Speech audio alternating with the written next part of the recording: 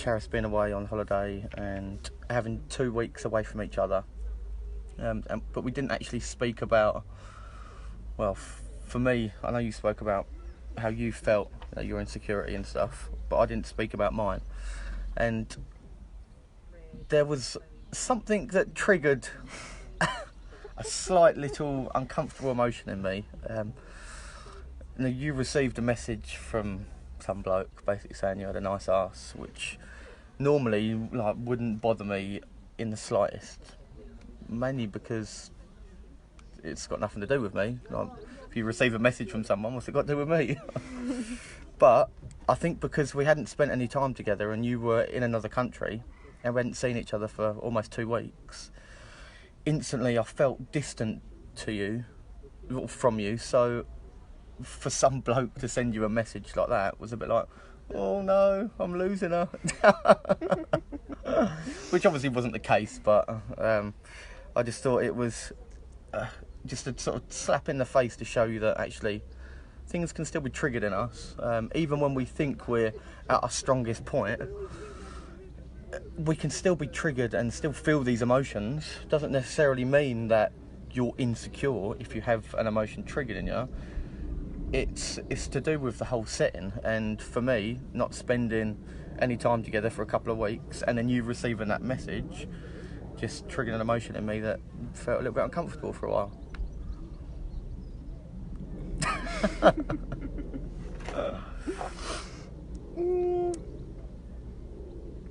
I get what you mean, but I think, yeah. Oh, okay. Yeah, actually, I thought I was going to have something to say upon that point, but actually, no, I don't. No, well, that was all my stuff, wasn't it? Yeah. It's weird how, obviously, being away can create an emotion of something that could happen here, but you wouldn't actually be bothered about. Yeah. Because this guy was just just a random bloke, don't even know him, yeah. Don't know me, don't know him sort of situation. Yeah. I mean, you're a good-looking girl. You've got a nice bum. So for a bloke to say that, it's a compliment. Yeah, I think when I say the opposite gender, that makes it sound like stereotypical, but it is mainly the opposite gender. When they compliment our partners or things like that, we automatically become very defensive. I know I do, but I just don't say it. I'm like, I don't care. I'm like dying inside, wanting to rip someone's head off. But I think that it's a compliment. It's an indirect compliment to you as well, because that's the person that you're with. Well, the funny thing is that if someone complimented your best friend, you would love the fact that they've just got a compliment. But because it's your partner, it's a bit like, well, I don't really like that. Well, that comes down to a feeling of ownership towards your partner, which we've spoke about before. But surely you would want your partner to get complimented, and sometimes you just have to leave it in your partner's hands, and it's up to them how they deal with that message or that compliment or whatever. It didn't have nothing to do with me. I think we don't even hear the message. We don't hear the message for what it actually is. We hear the message for where we currently are. This person's going to take going to take what's mine. Yeah. We don't hear the message of, oh, my partner's got a compliment, that's so nice. Someone is appreciating them the way that I do. Yeah. And that's how it should sit. Yeah. That's how you should accept a compliment towards your partner. And admittedly, it can be hard at times, but a compliment is a compliment.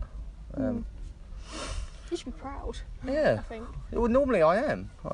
The messages that you've received in the past, I'm like, and still receive, they don't trigger me the way that one did. It was just because we hadn't spent any time together, and like I said in the previous video yesterday, I did feel sort of disconnected from you, so that's why it brought that emotion up. Anyway, that's enough about being apart. And how bad it was. Yeah, apparently. Hugely emotional. I think coming home was just as emotional. Yeah.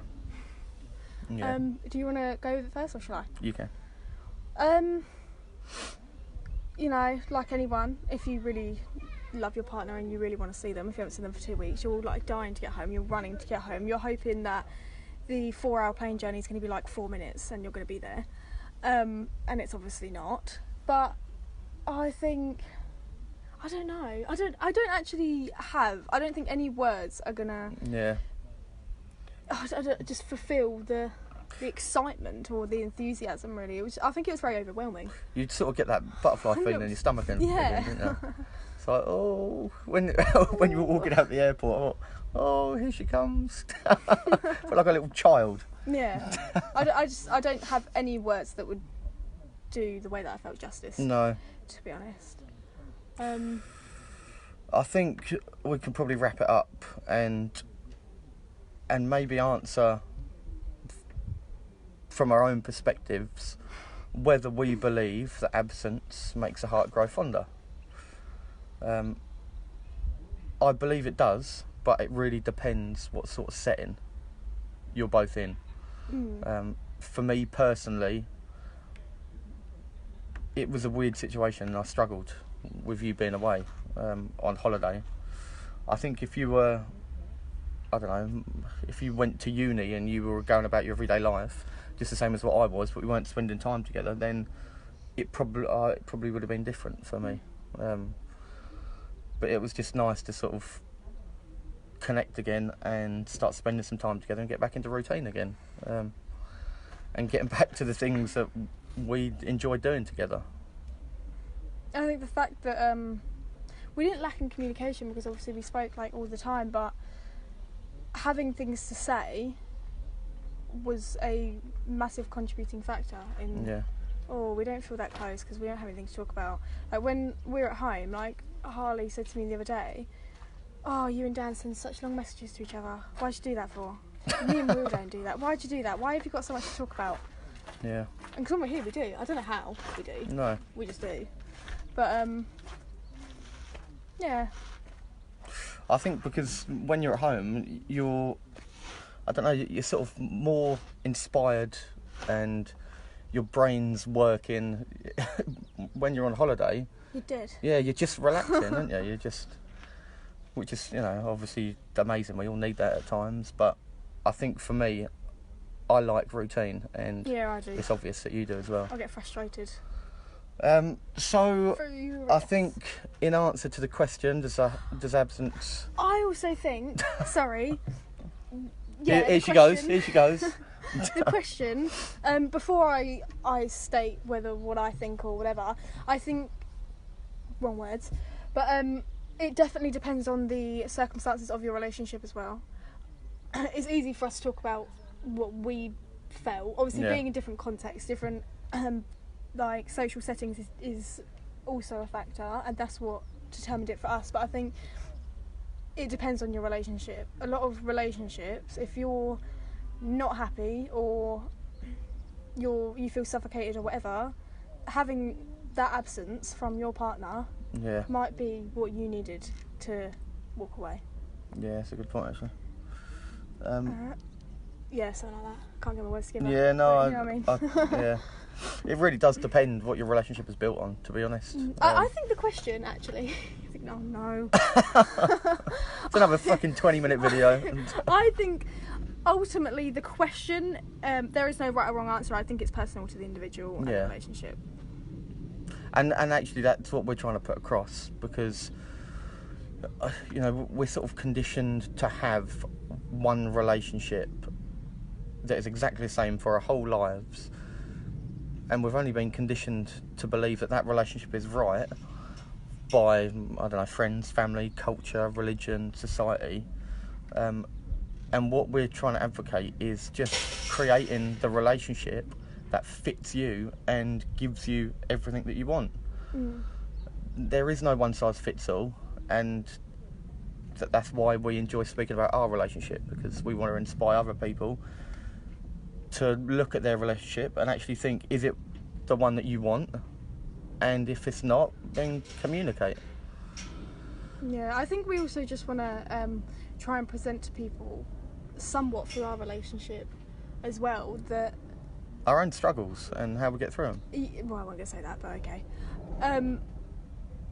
That not all relationships should be just based around what society thinks is a relationship. I think there are some things obviously in our relationship that is quite stereotypical, of course, like we're not completely abnormal, but I think we're just trying to project that there is nothing wrong with wanting to explore new ideas or things that your friends wouldn't deem is acceptable in a relationship, whatever that may be. And it's removing the expectations and pressure to have a relationship that fits in with everyone else.